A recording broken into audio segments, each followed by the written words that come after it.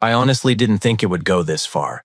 But the moment I heard Karen screaming at the top of her lungs while neighbors rushed outside, I knew my plan had worked better than I ever imagined. What started as a small frustration turned into something much bigger, something that completely flipped the power in our neighborhood overnight. The strange part is, none of it looked intentional from the outside. To everyone else, it probably seemed like chaos unfolding out of nowhere, but there was a reason behind every step, every delay, every decision I made leading up to that moment. And once you see how it all connects, you'll understand why I don't regret a single second of it. At the time, everything about my routine felt completely normal. I had ordered a simple package online, nothing expensive or unusual, just something I needed delivered while I was out for the day. Our neighborhood had always felt quiet, almost too controlled in a way, thanks to the Homeowners Association. Every lawn trimmed perfectly, every trash bin timed like clockwork, and at the center of it all was Karen, the self-appointed enforcer of every rule, walking around with that clipboard like she owned not just the streets, but the people living on them. She had a reputation for being overly strict, but stealing? That didn't even cross my mind. So when I got home and saw my package missing, I didn't jump to conclusions. I stood there for a moment, trying to make sense of it, wondering if maybe it had been delayed or dropped off at the wrong house.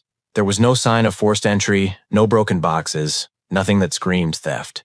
Just an empty spot where something should have been, and a quiet feeling that something wasn't quite right. At first, I tried to brush it off as bad timing, maybe even a simple mistake. But that explanation didn't last long. A few days later, another package disappeared, and this time I knew something wasn't right. I started paying closer attention, watching delivery times, checking notifications, even stepping outside more often than usual just to see if I could catch anything out of place. That's when I spoke to my neighbor, who casually mentioned he had seen the delivery truck stop at my house earlier that day. He was certain something had been dropped off. That detail stuck with me. It ruled out delays and pushed me towards something I didn't want to assume. Still, I called the delivery company hoping for a different answer, but they confirmed it clearly. The package had been delivered exactly where it was supposed to be. That was the moment the situation shifted in my mind. This wasn't random anymore. It wasn't bad luck or a simple mix-up. Someone had taken it after it arrived, and the more I thought about it, the more it felt intentional. Not just theft, but a pattern forming right in front of me. That's when I decided guessing wasn't enough anymore. I needed proof, something solid that would turn suspicion into certainty.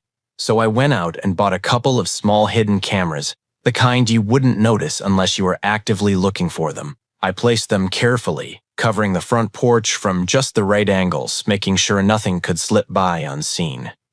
Then I waited. I ordered another package, nothing special, just enough to serve as bait, and made sure I wasn't home when it was scheduled to arrive. The waiting felt longer than it should have, like time had slowed just to test my patience. When I finally got back and saw the package was gone again, I didn't feel surprised this time. I went straight inside, pulled up the footage, and hit play. At first, it was just the usual, the delivery driver dropping off the box and walking away. But then, a few minutes later, she appeared, Karen. Calm, confident, like she had done this before. She walked right up, picked up my package without hesitation, and left. I just stared at the screen, caught between disbelief and something almost like amusement. But that feeling didn't last. It quickly turned into something sharper, more focused. Now I knew, and that changed everything. I didn't rush to confront her even though I had all the proof I needed. Something about the situation told me that a direct argument would only give her more power to twist the story in her favor. People like Karen don't react to logic. They react to control, and I realized I wasn't going to win this by playing her game. So instead, I started thinking differently, more carefully. I replayed everything I knew about her, every complaint she had ever made, every reaction she had ever shown in the neighborhood meetings. And then it hit me. There was one thing she genuinely couldn't handle: spiders. I remembered how she once completely lost her composure over a harmless one during a meeting, screaming and refusing to sit in the same room until someone removed it. That memory stayed with me longer than I expected. It wasn't just fear. It was irrational panic. That was when the idea started forming in my mind, not as an impulse, but as something calculated. If she was going to keep taking things that weren't hers, maybe she needed a reminder she couldn't ignore. I began researching quietly, carefully, looking into options that would be safe but terrifying enough to send a message. Every detail mattered now: how it would be delivered, when it would arrive, and how it would be discovered.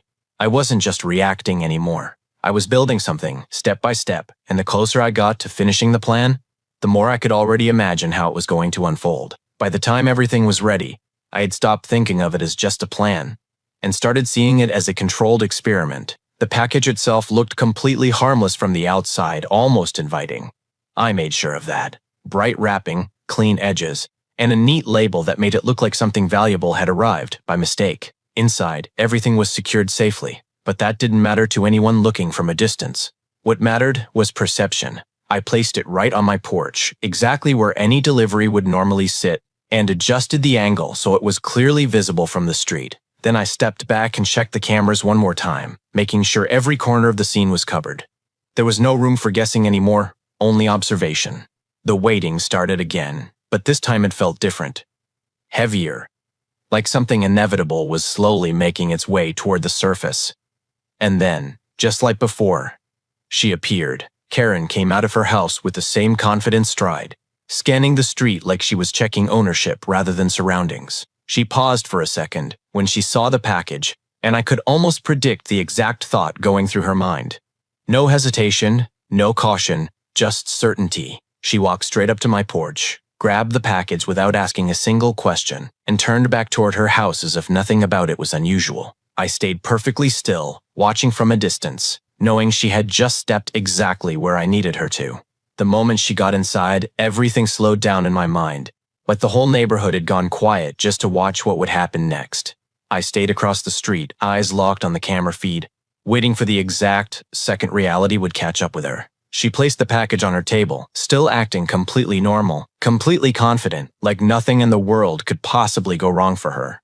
Then she opened it.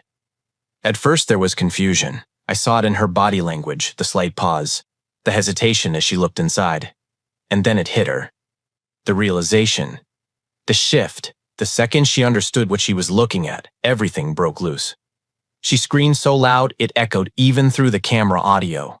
Stumbling back so fast she knocked over her chair. People started reacting outside almost instantly. Lights turning on, doors opening, neighbors stepping out to see what was happening. And there she was, Karen, the same woman who used to walk around the neighborhood with complete authority, now panicking in her own living room like she had lost all control. The spider itself wasn't even doing anything aggressive, just sitting there, harmless but intimidating in appearance.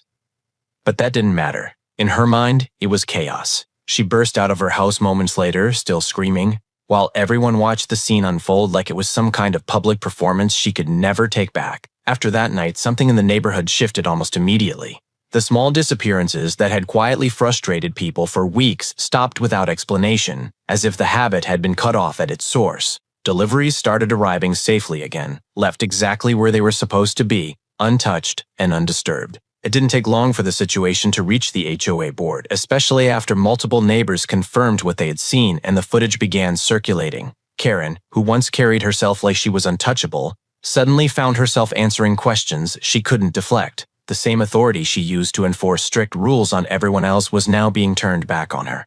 Consequences followed quickly, including financial penalties and required reimbursements for the missing items, along with a formal warning about abusing her position. But what lingered most wasn't the official outcome. It was the change in how people looked at her afterward. The confidence was gone, replaced with avoidance and silence. From my side, I didn't feel anger anymore, just a strange sense of closure, like a chapter had finally ended the way it was supposed to. And that was the moment everything changed in our neighborhood. So tell me, do you think she really deserved what happened, or did it go too far? I'd love to hear your thoughts in the comments below. If you enjoyed this story, make sure to like and subscribe for more real HOA-style drama like this, because the next one might be even crazier than this.